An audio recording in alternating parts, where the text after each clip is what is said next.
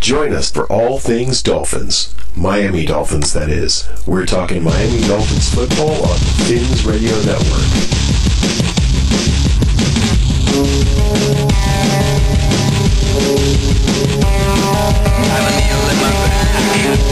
So I don't have to swim no more. Got a body on so I got a feeling I got skin on my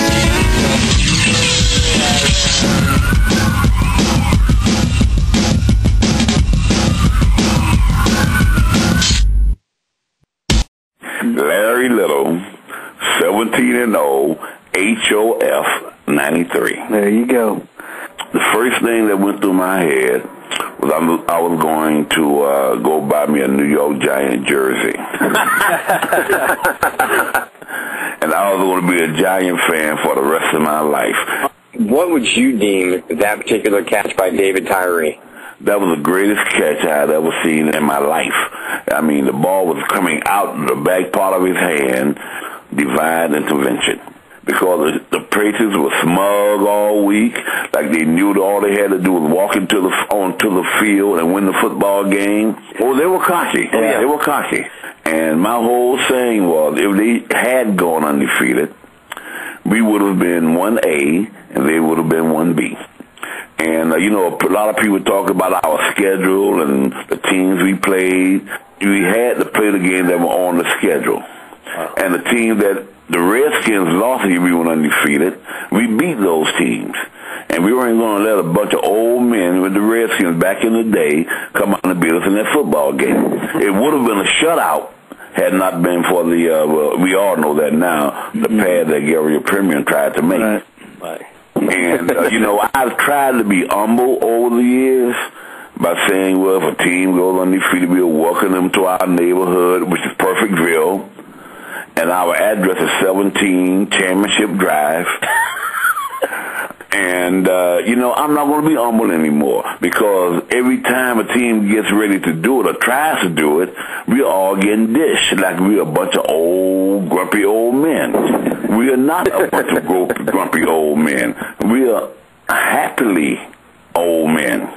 But, we will always respect the teams that are trying to go undefeated. But it's not an easy task. It's not easy. And we did it, and no other team has done it. We're on the top of that mountain by ourselves.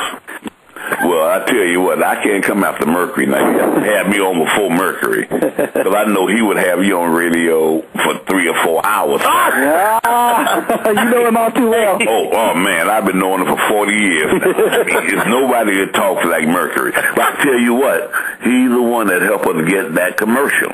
By him saying that, don't call me when you get in my neighborhood. Call me when you get on my block. That's it. And I was kidding Merc. I was like, uh-oh, Merc. They're in your refrigerator now.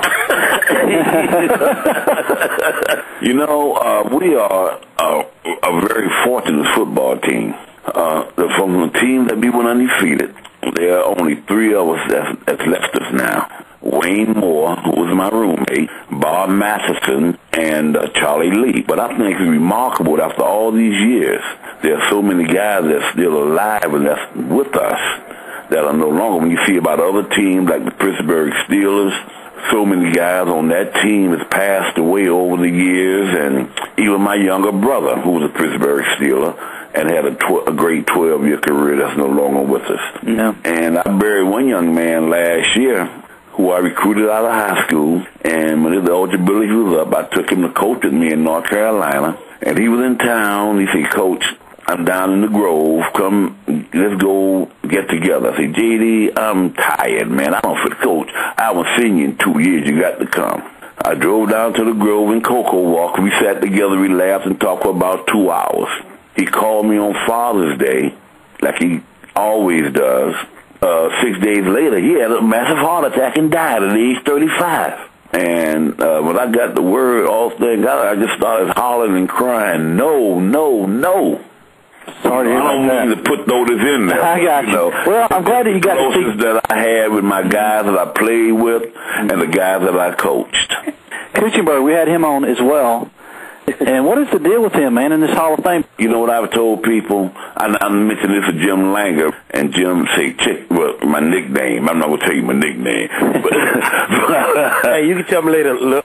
Well, do you think Cooch will make it this year? I said, you know what? You know who Cooch's worst enemy is?